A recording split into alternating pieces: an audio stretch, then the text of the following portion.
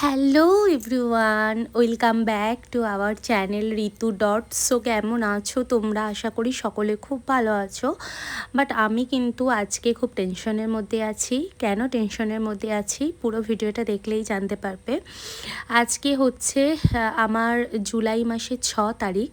তো রেডি সেডি হয়ে একদম স্নান করে বসে পড়েছি। তো আজকে এক জায়গায় যাব। তো কোথায় যাব চলো দেখতে থাকো ভিডিওটা, জানতে পারবে। আমি তো বললামই স্নান টান করে একদম রেডি হয়ে গেছি। আর এখানে কিন্তু মা নাস্তা দিয়ে দিয়েছে, মানে খাওয়া দাওয়া করেই বেরোবো আমি। তো এখানে আলু ভাজা, বরবটি কড়াই ভাজা দিয়েছিল, আর সঙ্গে দিয়েছিল মা কিন্তু রুটি আর ডিম সিদ্ধ। তো এখন এটা খেয়ে নিচ্ছি। খেয়ে নিয়ে হঠাৎ করে বাইরে বেরিয়ে দেখলাম চারিদিকের আজকের ওয়েদারটা পুরো জল জল, মানে আবহাওয়াটা আজকে খুবই খারাপ। কিন্তু তারপরও আমাদেরকে যেতেই হবে, কিছু করার নেই।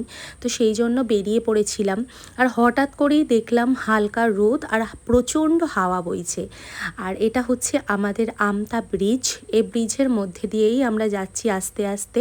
মানে শুধু একটা কাজ হাতে নিয়ে বেরিয়েছি যে তা না, আমরা কিন্তু অনেকগুলো কাজ একসঙ্গে হাতে নিয়ে বেরিয়েছি। বৃষ্টি হলেও ওয়েদারটা কিন্তু রয়েছে প্রচণ্ড গরম। আর এই গরমের মধ্যে আমার তো কষ্ট একদম দ্বিগুণ হয়, কিন্তু কিছু করার নেই। এই কষ্টকে তোমাকে জয় করতে হবে, করে এগিয়ে যেতে হবে। আর হঠাৎ করেই আমি বাঁদিকে তাকিয়ে দেখলাম আমাদের নদীর চারপাশটা এত সুন্দর দেখতে লাগছে। মানে মেঘলা মেঘলা ওয়েদার, সুন্দরভাবে নদী বয়ে চলেছে, আর দুপাশে রাশি রাশি ঘাস জঙ্গল। তো এই যে দেখতে পাচ্ছ নদীর ধারের জায়গা, এখানে কিন্তু আমাদের নিজেদেরও জমি আছে। তো সেই জমিতেও দেখলাম অনেক ঘাস হয়ে গেছে, কারণ এখন তো আর কিছু সবজি টবজি চাষও হচ্ছে না। তো সেই জন্যই আর কি সব কিছু ঘাস হয়ে পড়ে রয়েছে। তারপর বাড়িতে এসে খাওয়া দাওয়া করতে বসে পড়েছিলাম। আজকে মা মাছের ডিমের তরকারি আলু দিয়ে আর ভাত বানিয়েছিল। খাওয়া দাওয়া কমপ্লিট করে ঘুমিয়ে পড়েছি। আর এটা ছিল পরের দিন ঘুম থেকে উঠেই সবার ফার্স্ট আমি ওষুধ খাচ্ছি, কারণ বেশ কয়েকদিন ধরে আমার যে সমস্যাটা হচ্ছে, এই সমস্যার জন্যই কিন্তু আমি কালকে গিয়েছিলাম ডক্টর দেখাতে। তো ডক্টরের কাছে গিয়ে বলতেই ডক্টর মেডিসিন দিয়েছে যদিও, তো সেই মেডিসিনই কিন্তু এখন আমরা খাবো। সোম মঙ্গল বুধ যেরকম যায় সেরকম রবিবারটাও যায়। তো হাজব্যান্ড যদি বাড়িতে থাকে, মানে কাজে টাজে যায়, তাহলে মনে হয় যে রবিবারটা হয়তো ছুটির দিন। বা বাড়িতে যদি বাচ্চা কাচ্চা থাকে সেই দিনগুলোতেও মনে হয় রবিবারটা ছুটির দিন। কিন্তু আমাদের কাছে সব দিনগুলোই সমান। তো আজকেও সেই রকম অন্যান্য দিনের মতো আজকেও কিন্তু সমানই।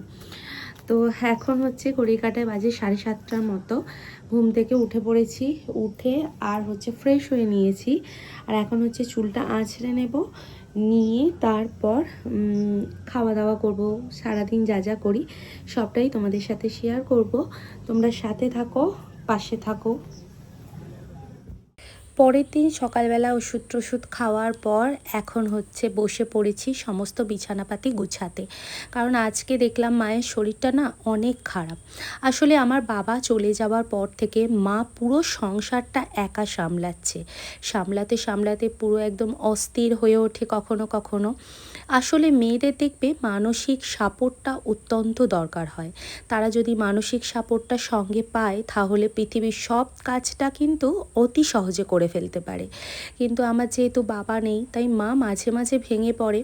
আর এই ভেঙে পড়া থেকে বয়সের সাথে সাথে সব কিছু একসঙ্গে মিলে মিশে একাকার হয়েই মায়ের একদম কিন্তু শরীরটা খারাপ। আসলে শরীরে কোনো শক্তি নেই, জোর পাচ্ছে না, তার সঙ্গে জ্বর মতো ভাব, সর্দি কাশি সব কিছু মিলেমিশে রয়েছে। আর এদিকে সকাল সকাল দেখলাম জল চলে এসেছে, তাই আমি বালতিগুলো ভরতে বসিয়ে দিলাম। আর এখানে যেহেতু রবিবার, আর রবিবার মানেই তো বাড়িতে মাংস হবে, এটাই স্বাভাবিক। মানে রবিবার বাঙালির ঘরেতে প্রত্যেকের চিকেন হয়। তো আমাদেরও আজকে চিকেন হবে। তো ভাবলাম চিকেনটা ভালো করে ধুয়ে ম্যারিনেশন করে রাখি। আর দেখবে চিকেন কিন্তু ভালো করে ধুয়ে ম্যারিনেশন করে রেখে দিলে সেই চিকেনের টেস্ট কিন্তু দ্বিগুণ হয়। আর এখানে দেখলাম সকাল সকাল মা গিয়েছিল বাজার করতে, সবজি আনতে। আর এই যে লাল কড়াইগুলো দেখছো, এগুলো কিন্তু আমাদের গাছে হয়েছে। বাকি এই সমস্ত সবজি বাজার করে কিন্তু মা নিয়ে এসেছে। আর এই যে পুরো সবজি দেখছো, পুরো সবজি কিন্তু আমাদের 1 সপ্তাহের বাজার। এবার তোমাদের মনে হতে পারে 1 সপ্তাহের ভিতরে ভিতরে এত সবজি কি করে খায় রে বাবা। আসলে ব্যাপারটা হচ্ছে আমি একটু বেশি সবজি খাই, আর আমাদের বাড়িতে একটু বেশি সবজি খাওয়া হয়, আলু কম সবজি বেশি খাওয়া হয়, তো সেই জন্যই এত সবজি নিয়ে আসা। রবিবার মানেই একটু ভালো মন্দ নাস্তা হবে, এটাই স্বাভাবিক। আর আমার ভালো মন্দ নাস্তা মানে একটু পাউরুটি খাওয়া, একটু চাউমিন খাওয়া, একটু ম্যাগি খাওয়া। তো আজকে পাউরুটি মা এনেছিল, সেটাই সাইকলাম, তার সঙ্গে দুধ চা নিয়ে খেলাম। খাওয়া দাওয়া করবার পর হঠাৎ বসে আছি, দেখলাম এত অঝোরে বৃষ্টি এসেছে, মানে এত বৃষ্টি নেমেছে, চারিদিক পুরো ভেসে যাচ্ছে। মানে আমাদের এখানে নিম্নচাপ হয়েছে প্রায় 2-3 দিন ধরে, আর চারিদিক বৃষ্টিতে বৃষ্টি। বৃষ্টির দিনগুলো কিন্তু বেশ ভালো লাগে, কিন্তু সব থেকে বেশি যেটা ভালো লাগে সেটা হচ্ছে বৃষ্টির দিনে খেয়ে দিয়ে ঘুমোতে। কিন্তু এই চিপচিপা ভেজা এই রকমটা কিন্তু আমার একদম পছন্দ না। অবস্থা খুবই খারাপ, তাই সমস্ত জামা কাপড় সুন্দরভাবে গুছিয়ে রেখে দিচ্ছি, কারণ সব এলোমেলোভাবে পড়ে রয়েছে এদিক ওদিক ছিটিয়ে। আর ঝুড়ির মধ্যে আমি যদি সব কিছু গুছিয়ে রেখে দিই তাহলে আমার কিন্তু নিয়ে পড়তে বা খুঁজে পেতে খুব সুবিধা হয়। তো সেই জন্য সেগুলো গুছাচ্ছি। আর যে সমস্ত ভিজে নাইটিগুলো ছিল সেগুলো মা ওই যে আমাদের খাট আছে, খাটের ছত্রিতে সমস্ত মিলে দিয়েছিল, কারণ যাতে শুকনো হয়ে যায় সেই জন্যই। তোমরা তো দেখলে যে আমি ডক্টর দেখাতে গিয়েছিলাম, এবার ডক্টর কি বলেছে সেটাই তোমাদেরকে বলি। ডক্টরের কাছে ছিল আমার ইউএসজি, তো ইউএসজি করবার পর ডক্টর আমাকে জানায় যে আমার ইউএসজি রিপোর্ট কিন্তু খুবই ভালো ছিল এবং নর্মাল আছে। কারণ আমি যে ডক্টরকে দেখাই তিনি কিন্তু নিজেই ইউএসজি করেন। তো তিনি করবার পরই আমাকে জানিয়ে দেন বাচ্চা নর্মাল আছে, হেলদি আছে, একদম সুস্থ সবল আছে, তাই কোনো চিন্তার কারণ নেই। এবং আমার বাচ্চার ঘরে যে জলের পরিমাণ, সেই জলের পরিমাণও কিন্তু অ্যাভারেজ আছে, তাই কোনো টেনশন যাতে না করি। আর কটা দিনের অপেক্ষা, যেন খুব সুস্থভাবে দিনগুলো কাটাই, কারণ মানুষের শেষ সময়ে এসেই কিন্তু নানান সমস্যা হয়। আর আমার প্রেগনেন্সি জার্নিতে প্রথম থেকেই তো অনেক রকম সমস্যা ছিল, তবে লাস্টের দিকে এসে ঠাকুরের কৃপায় আস্তে আস্তে ভালোর দিকেই এগোচ্ছে।